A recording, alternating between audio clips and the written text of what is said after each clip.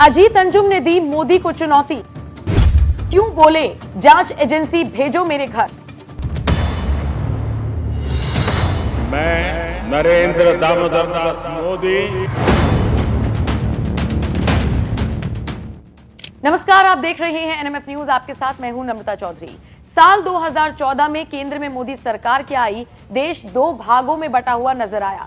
एक तरफ वो लोग थे जो मोदी के समर्थन में हो हल्ला करने लगे, तो वहीं दूसरी तरफ कुछ लोग मोदी विरोध में आ गए। और जब बात आई लोकतंत्र के चौथे स्तंभ यानी कि पत्रकारों की, तो ये पत्रकार वर्ग भी दो वर्गों में बटा हुआ नजर आ रहा है 2014 के बाद से।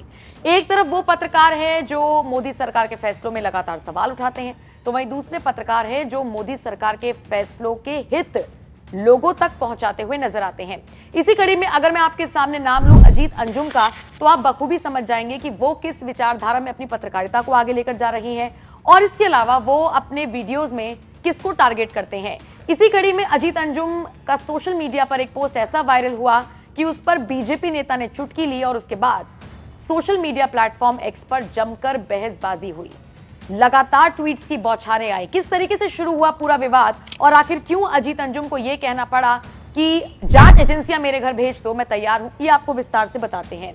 दरअसल हुआ यह कि अजीत अंजुम ने एक ट्वीट किया जिसमें उन्होंने अपनी जर्नी के बारे में बताया। अजीत अंजुम ने एक लंबा चौड़ा पोस्ट लिखा जिसमें अपनी उपलब्धियों को बताते हुए वो नजर आए। उनके इसी पोस्ट पर आलोक अवस्थी ने लिखा, अजीत अंजुम जी, आपको आपकी यात्रा और उपलब्धियों की बधाई, परंतु एक तरफा खबरें क्या आप लगातार नहीं करते हैं?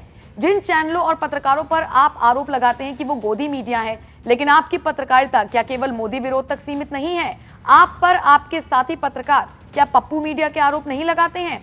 पत्रकारिता में कहां ईमानदारी है? कोई लेफ्ट तो कोई राइट। आप भी इस भेड़चाल से बाहर नहीं है। जवाब जरूर दीजिएगा, परंतु ईमानदारी से। इस पर अजीत ने भी जवाब दिया और लिखा, देखिए आलोक जी, वैसे तो मुझे किसी भी मोदी समर्थक से सर्टिफिकेट नहीं चाहिए। मुनादी ब्रिगेड के लोगों को खुश करने के लिए मैं खुद को नहीं मार सकता। देश 10 साल से मोदी चला रहे हैं। दुनिया भर की उम्मीदें जगाकर मोदी आए थे। वादों का पहाड़ मोदी ने खड़ा किया। देश में नफरत का माहौल मोदी राज में बना। हर कस्बे मोहल्ले में हिंदू मुसलमान का नैरेटिव मोदी राज में बना। विरोध की आवाजों को मोदी राज में सबक सिखाया जा रहा है। विपक्ष के खिलाफ एजेंसियों का शर्मनाक इस्तेमाल मोदी राज में किया जा रहा है। बावजूद इसके सारे चैनल मोदी की चापलूसी में दरी बिछाकर लोटपोट हो रहे हैं। मोदी से सवाल पूछने के लिए चाटुकारिता का रिकॉर्ड बनाया जा रहा है। वसूली और ब्लैकमेलिंग में जेल जा चुका आदमी देश का राष्ट्रवादी पत्रकार बना बैठा है। तो इस दौर में हम लोगों की जो जिम्मेदारी बनती है वो कर रहे हैं। आपको बुरा लगता है तो कुछ नहीं कर सकते। आप जैसों के लिए चौधरी, गोस्वामी, देवगन, चोपड़ा वगैरह तो हैं ही, जो आरती की थाल लेकर मोदी जी की आराधना में लगे हैं। इसी के साथ अजीत अंजुम ने एक लंबा चौड़ा पोस्ट किया। अजीत के इस ट्वीट का जवाब आलोक अवस्थी तो क्या देते।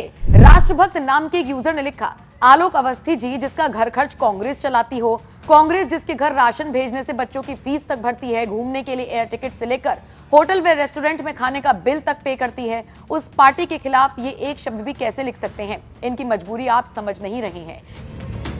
इस ट्वीट को देख अजीत भड़क गए और जवाब में उन्होंने लिखा, हे भक्त, पहले तो आप जैसे लोग सिर्फ भक्त हो, राष्ट्र भक्त नहीं, मोदी भक्त। मुझे तो YouTube से इतने पैसे आते हैं कि जानोगे तो कब्जियत और दस्त के शिकार हो जाओगे। मैं अपनी यात्राओं के दौरान एक कप चाय भी जल्दी किसी की नहीं पीता। सारे बिल अपने कार्ड से भुगतान करता हूं। बाकी आपके मोदी जी की एजेंसी है ना, भेजो मेरे घर।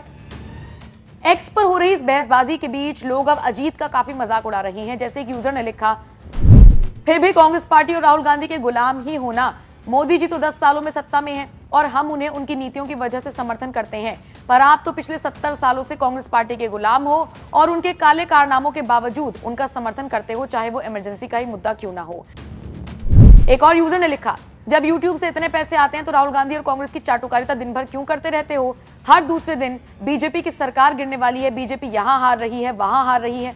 तुम्हें देखकर तो लगता है मोदी से ज्यादा ही नफरत है। कहीं भी नाम सुनते हो बौरा जाते हो। सोशल मीडिया पर तो कुछ लोग चैलेंज तक कर रहे हैं कि अब तो इनकी जांच हो ही जानी चाहिए। खैर, आप सोशल मीडिया पर हुई इस बहसबाजी को किस तरह से देखते हैं? और अजीत अंजुम ने जिस तरीके से खुला चैलेंज किया है बीजेपी नेता को और कहा है कि जांच एजेंसियां मेरे घर भेज दो, उसको लेकर आप क्या राय रखते हैं? कमेंट करके अपनी राय हमें जरूर दें।